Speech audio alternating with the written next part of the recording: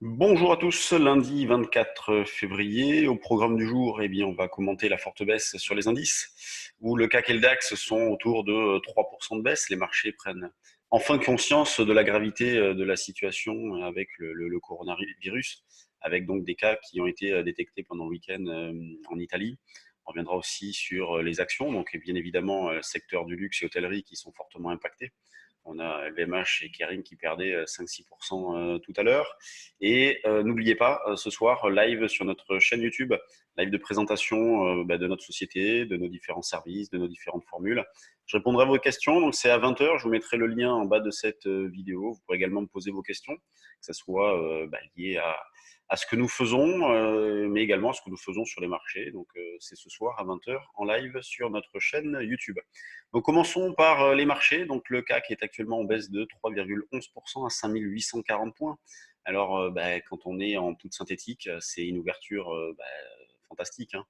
Vraiment, les écarts sont très importants. Alors, je ne parle pas de chiffres et je ne vous en donnerai jamais, mais vraiment, les gains sont énormes dans cette situation-là. Et vous voyez, c'est vraiment dans cet esprit-là que nous avons monté des puts synthétiques, hein, en se disant que de toute façon, le marché ne pouvait pas continuer de progresser dans l'état actuel de la situation, avec notamment le coronavirus, avec des fondamentaux de l'économie qui sont toujours un petit peu douteux, et donc des marchés qui tiennent surtout avec les banques centrales et donc des arrivées de liquidités.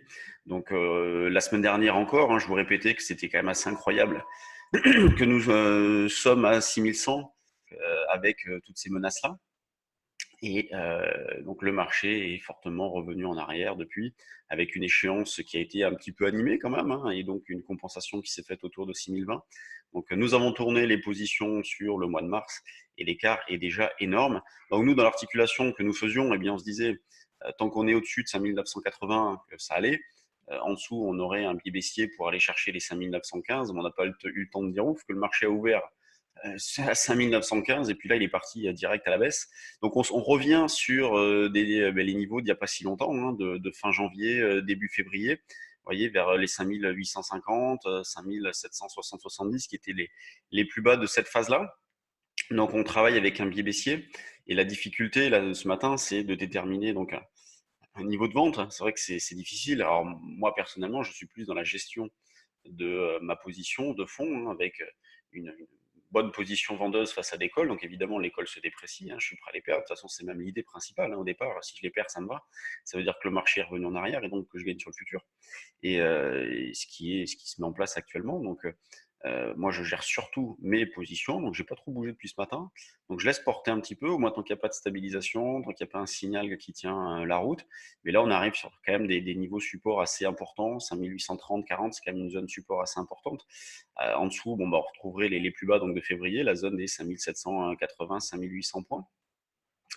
Alors certains sur Twitter disaient achat de call et tout, mais c'est difficile d'acheter des calls là parce que la volatilité a fortement augmenté. Donc vous allez payer les options chères. Non, non, là franchement c'est vraiment dans de la gestion de position, de la gestion de vente de futurs faite précédemment. En intraday pur, bon, on va chercher à vendre sur des rebonds. Alors tout dépend d'où on partira, hein, vous voyez, là on n'arrête pas de s'enfoncer, donc ça sert à rien de donner un niveau.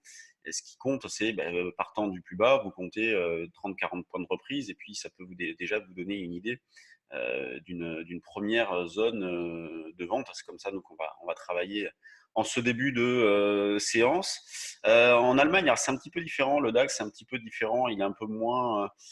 Lui, il n'avait pas encore déclenché son signal de vente, mais alors c'est vrai qu'avec l'ouverture, avec la baisse là de 170 points, bon, bah, c'est fait. Donc on a un DAX qui est baissier également. On cherche à vendre sur des rebonds aussi. Donc vous voyez, c'est pas évident à faire, hein, vu qu'on part en ligne droite. Oui, c'est vraiment la caractéristique des marchés ces derniers temps, avec des mouvements qui sont dans le vide, algorithmés, et donc qui vont en ligne droite. Tout le monde va dans le même sens au même moment.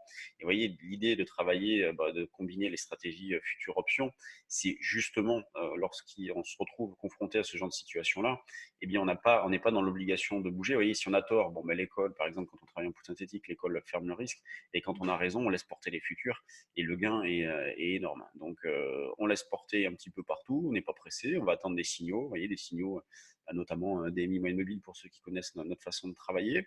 Je voulais vous montrer ça également, vous voyez, donc si vous voulez suivre l'évolution du coronavirus, vous avez donc quelques sites, dont celui-là, hein, donc je vous laisse prendre le lien si vous le souhaitez. Et donc en Italie, 157 cas confirmés de coronavirus. Donc c'est bien évidemment ce qui inquiète les marchés, hein. Il y a de quoi se poser des questions, c'est sûr. Pour l'instant, bon, ben, en France, ça va. Et c'est vrai qu'en Chine, vous voyez, là, c'est énorme. Donc, bon, affaire à suivre, enfin, situation à suivre plutôt. Et donc, vous avez le lien ici. L'eurodoll, lui, pendant ce temps-là, mais ne fait rien. Euh, c'est calme, on reste sur les plus bas. Donc, on a eu une reprise vendredi. Hop, je vais décaler la vidéo. On a eu une reprise vendredi. Donc, on est allé chercher la zone des 1,0860. On cherche toujours à vendre, hein. Il n'y a pas de changement là-dessus. Vendre sur des rebonds. Justement, un double top vers 1,0860 est toujours jouable, hein. Donc, c'est ce que nous avons proposé ce matin. Mais c'est vrai que sur l'euro-dollar, on est confronté à une situation de quasiment d'absence de volatilité. Vous voyez, c'est ça qui est terrible. L'eurodoll ne bouge pas, donc bon, bah, c'est sûr que ça contraste avec les indices, hein, qui bougent pas mal ces derniers temps. Quand on regarde du côté des actions, donc vous avez la liste ici. Vous voyez donc bah, les plus fortes baisses du CAC. Vous avez Arcelor, vous avez Peugeot, vous avez Accor. Donc on a pas mal de baisses de 6-7%. Alors LVMH se reprend parce que tout à l'heure elle était en baisse de 6,5, elle est plus qu'en baisse de 4 et quelques. Bon, on reste, on revient sur, ah, ça c'est ici là. Voilà, LVMH elle est là, vous voyez, donc là on voit la forte reprise. On est donc sur des niveaux pas si dramatiques non plus, hein, du 3 décembre, ça va encore, hein. De toute façon les progressions sont tellement importantes sur ces valeurs-là. Après, bah, pour le reste, c'est bah, évidemment, hein, tout dans le rouge, beaucoup de valeurs à -3, -4. C'est ce que fait l'indice, hein. De toute façon, on est à -3,5, vous voyez. Donc -3,5 avec un volume qui a augmenté, mais c'est pas non plus très important. Vous voyez, on est à 330 millions. Généralement, on est à 250, 280 pour les bonnes journées. Donc c'est sûr que c'est une nette augmentation, mais c'est pas non plus la panique. Et là, on voit très bien, hein, sur le CAC, on retourne sur les niveaux donc du 31 janvier autour des 5800 points. Que dire sur les actions? Bah, si ce n'est qu'il n'y a pas d'urgence, hein, bien évidemment. On va attendre de suivre l'évolution de la situation. Donc des marchés, je le disais, très algorithmés, tout le monde va dans le même sens au même moment. Et c'est pour ça que bah, les mouvements se font en ligne droite. Au niveau des screeners, bon, bah, on va retrouver une- que des baisses, hein, vous voyez, en hausse. Est-ce qu'il y en a? Il n'y a rien du tout. Ouais, il n'y a même pas de hausse. Il n'y a même pas de valeur qui monte avec du volume ce matin. Donc la spéculation bah, a disparu. C'est assez normal, hein. Tout le monde est très méfiant. Donc pas d'initiative. Les gros volumes, vous voyez, LVMH, Total, BNP. Donc les valeurs, sur toutes les valeurs françaises, c'est ces volumes, c'est ces valeurs-là sur lesquelles il y a le plus de volume, avec donc LVMH qui a un volume nettement supérieur à Total, hein, 50% de plus. Donc volume très important sur LVMH. Total, le pétrole reste en bas. Vous voyez, Total, bon, ben, se rapproche des niveaux de support du mois d'août, hein, autour des 42 euros. C'est quand même pas très joli. BNP qui revient en arrière, donc on voit bien le gap à la baisse ici, qui revient en arrière. Donc, franchement, sur les actions, bon, on va rester un peu à l'écart. Nous, on va continuer de gérer nos puts synthétiques. Bon, si vous voulez en savoir un petit peu plus, rendez-vous ce soir à 20h sur notre chaîne YouTube. Donc, je vous présenterai ce que nous faisons. Donc, ben, vous trouverez le lien en bas de cette vidéo. Sur ce, je vous souhaite une bonne séance et puis on se retrouve demain. Salut!